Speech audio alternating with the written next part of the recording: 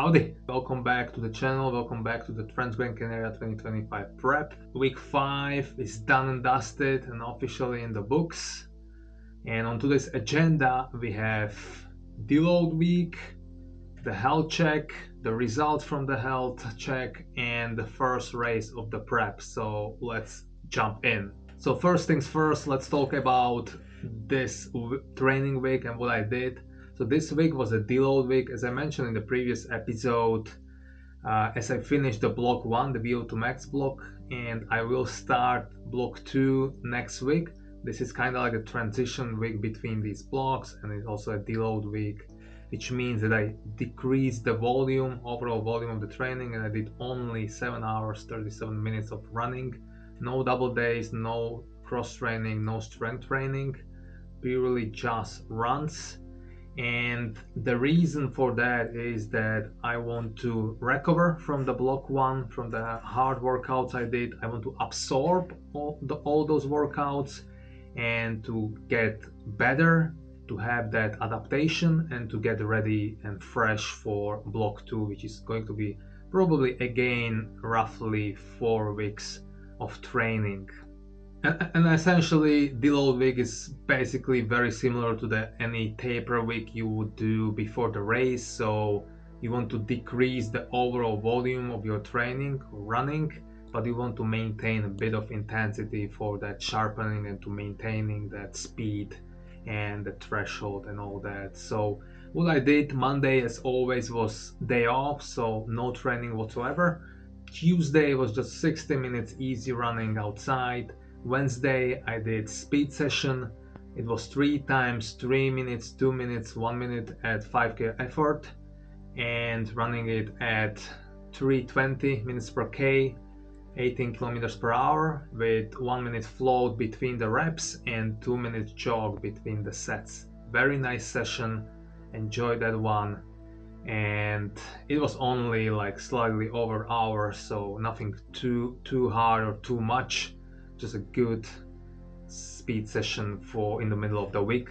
Thursday I went to the doctor and I did a stress test on the bike, so I will talk about that next. And after at evening I did just 60 minutes on treadmill with 15% incline, just an aerobic bit below LT1 work training. And then Friday just easy 40-50 minutes with 4 times 20-second strides. And then Saturday it was a race day, first race of the prep. I will talk about that as well.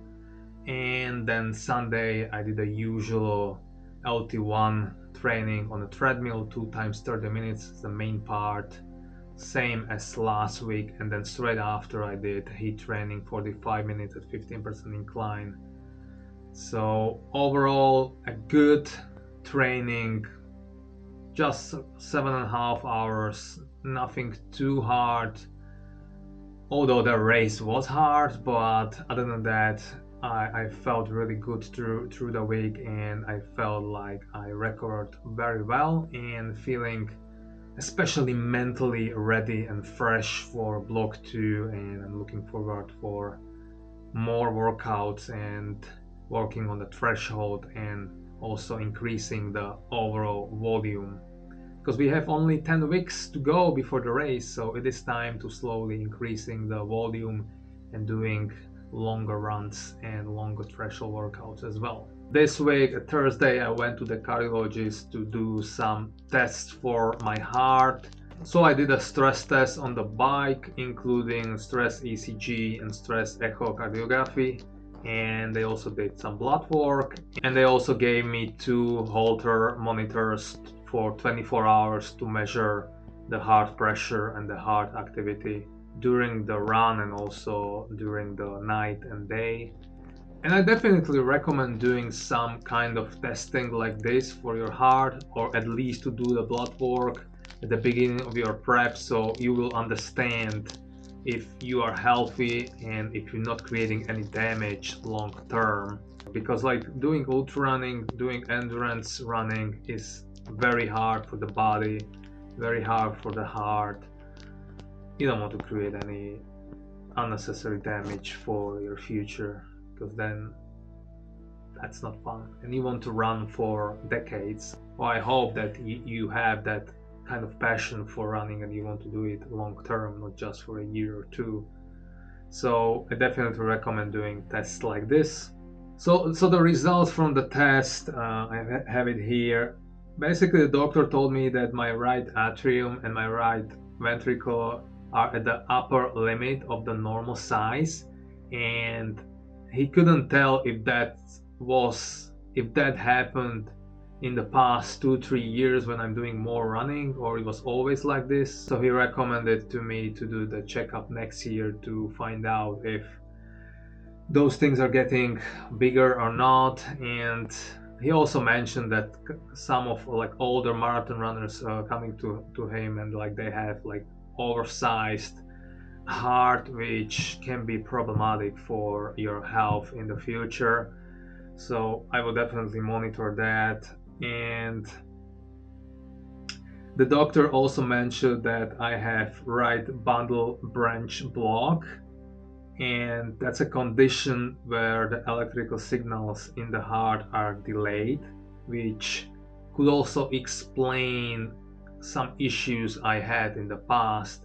And I had it in one of the races in September. I mentioned it in this video over here, that I had like the sudden cardiac drift, and like sudden from second to second, and basically my heart rate went to the max. So it was like around 150 running, normally feeling great, and suddenly it went like 190, and I couldn't breathe properly, and I had like the cold sweat, and it just was very hard to continue. And even after like 30 minutes sitting on the bench, it was still like 150.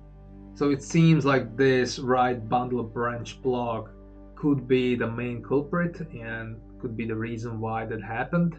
And also some triggers which could be related to this are like sensitivity to caffeine and dehydration, or like the overall hydration level, and also the imbalance of the electrolytes. That's why I stopped drinking coffee or taking any caffeine 5 weeks ago. So it's now 5 weeks. Ironically, I have more energy than I had before, and my digestion and my sleep are even better than were before. They've already been pretty good, but now it's even better and on a higher level. It also shows how addictive the caffeine is and how we are dependent on caffeine and can't even go a day without it. So I'm glad that I stopped with that actually, and that seems that it could help. And it seems like I was sensitive to caffeine, so that's a nice thing to not do anymore. Although I miss sometimes that taste of the coffee and just the process of making the coffee and just reading the book and drinking the coffee. But I guess I will drink herbal tea instead.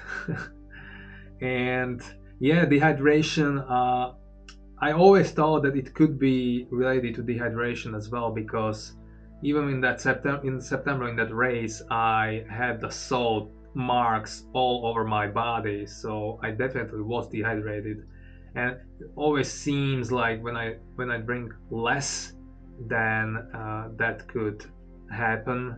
And basically from the historic experiences and the races I did in 2023 and this year, it seems like in any warmer race, so like 20 degrees and more, I need basically 1 liter per hour of fluids. So I guess I need to just make sure that even during the race like Transgrancanaria, that I will always have 1 liter every hour.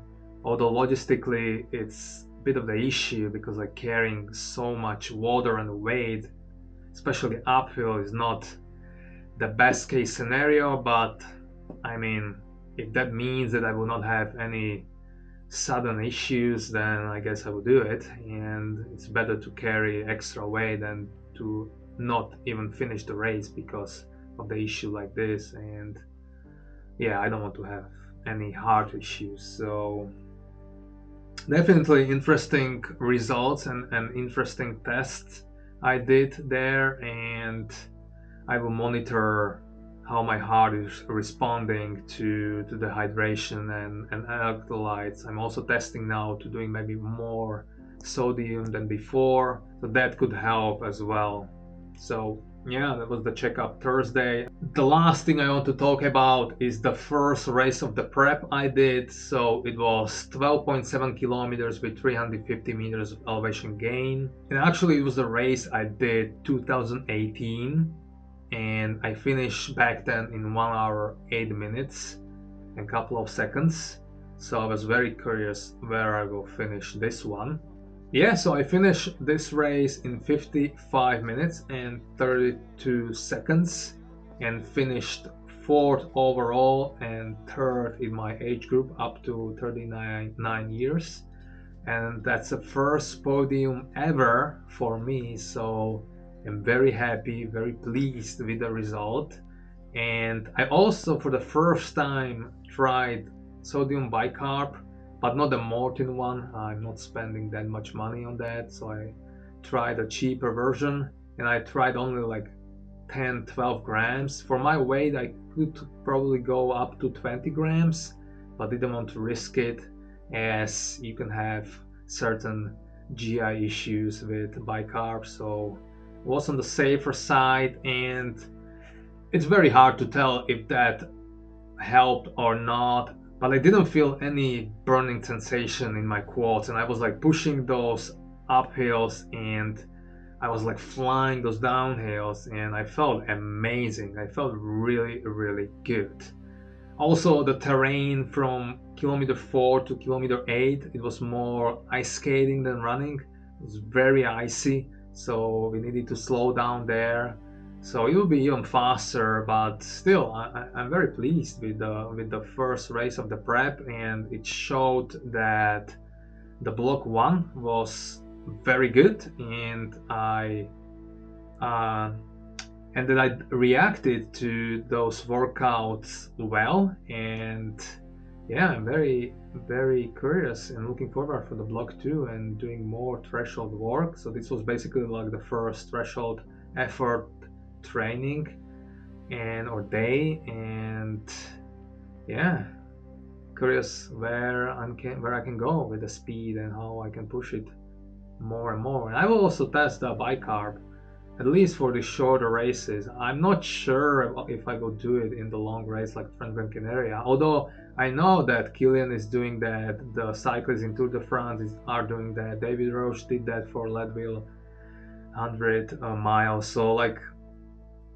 if they're doing that, like, it is probably a reason why, and it seems like it could also work for something like 100 miles. But I don't know. It seems like it makes more sense to do that for the short races, but we'll see. I will test it and I will read more about that, and we'll tell you more about that later when I will have some results. So that's a wrap up of week 5 of Transgrancanaria 2025 prep, and next week I'm starting with block 2, where the focus will be more on threshold work. I will still do a bit of a speed as well, but probably I will alternate between one threshold work and one speed. So in 1 week I will do threshold, 1 week I will do speed, and I will increase the overall volume of running, and I will do longer runs as well, and a better and bigger focus on LT1 work as well, and doing more elevation in the workouts. And I will continue with the heat training, of course, as that's very important for me. So yeah, that's it. Thank you for watching, and see you in the next one.